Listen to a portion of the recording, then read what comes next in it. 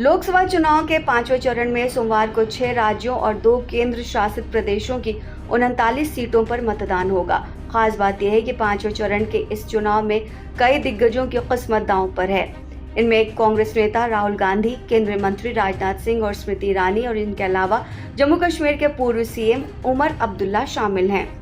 इस दौर में 4 करोड़ 26 लाख महिलाओं और 5,409 थर्ड जेंडर वोटर्स सहित 8 करोड़ 95 लाख से अधिक लोग अपने मताधिकारों का इस्तेमाल करेंगे।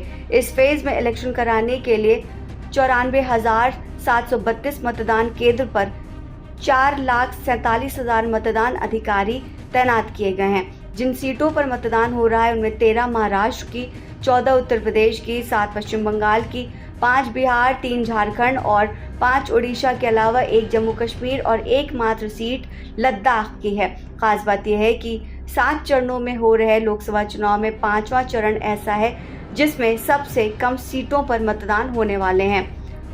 ये भारतीय जनता पार्टी के लिए एक और जरूरी फेज है क्योंकि इनमें से 40 से अधिक सीटें राष्ट्रीय जनतांत्रिक गठबंधन यानी एनडीए के पास थीं। मतदान के एक दिन पहले चुनाव आयोग ने यानी रविवार को बताया कि मुंबई, ठाणे और लखनऊ ने पहले मतदान के प्रति काफी उदासीनता दिखाई है, इसलिए वहां के शहरवासियों से अधिक संख्या में मतदान करने को कहा गया है। चुनाव आयोग ने कहा है कि आयोग विशेष रूप से इन शहरवासियों से अधिक संख्या में उपस्थित होकर इस कलंक को मिटाने का आह्वान करता है। पिछले 4 चरणों में अब तक कुल 66.95% मतदान हुए हैं। अन्य प्रमुख उम्मीदवारों में केंद्रीय मंत्री पीयूष गोयल उत्तरी मुंबई से हैं, साध्वी निरंजन ज्योति फतेहपुर से हैं और शांतनु ठाकुर बनगांव यानी पश्चिम बंगाल से हैं।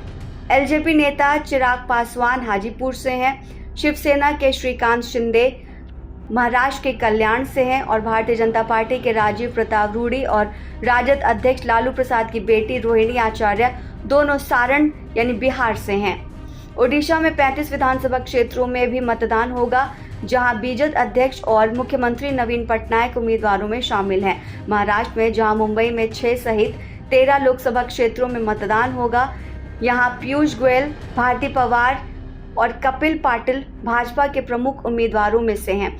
प्रसिद्ध वकील उज्जवल निकम भी मुंबई नॉर्थ सेंट्रल सीट से प्रत्याशी हैं। इस फेज में शिवसेना के श्रीकांत शिंदे और शहर कांग्रेस प्रमुख वर्षा गायकवाड़ मुंबई उत्तर मध्य भी उम्मीदवारों में शामिल हैं। महाराष्ट्र के लिए ये आखिरी फेज है।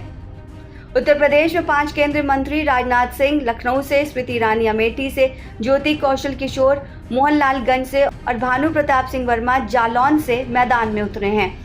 इस चरण में लखनऊ पूर्व विधानसभा क्षेत्र के विधानसभा उपचुनाव के लिए भी मतदान होगा। ये फेज कांग्रेस और राहुल गांधी के लिए बेहद खास है। राहुल गांधी केरल के वायनाड से भी प्रत्याशी रहकर चुनाव लड़ रहे हैं। इस फेज में उनके भाग्य का फैसला रायबरेली से भी होगा। ये नेहरू गांधी परिवार का क्षेत्र है, जिसका प्रतिनिधित्व 2004 से उनकी मां सोनिया गांधी कर रही हैं। भाजपा ने यूपी के मंत्री दिनेश प्रताप सिंह को मैदान में उतारा है। अमेठी से स्मृति ईरानी हैं, जिन्होंने 2019 में राहुल गांधी को बुरी तरह से हरा दिया था। अब वो अपने दूसरे कार्यकाल की तैयारी में हैं, जबकि गांधी परिवार के सहयोगी केएल शर्मा को कांग्रेस ने यहां से मैदान में उतारा है।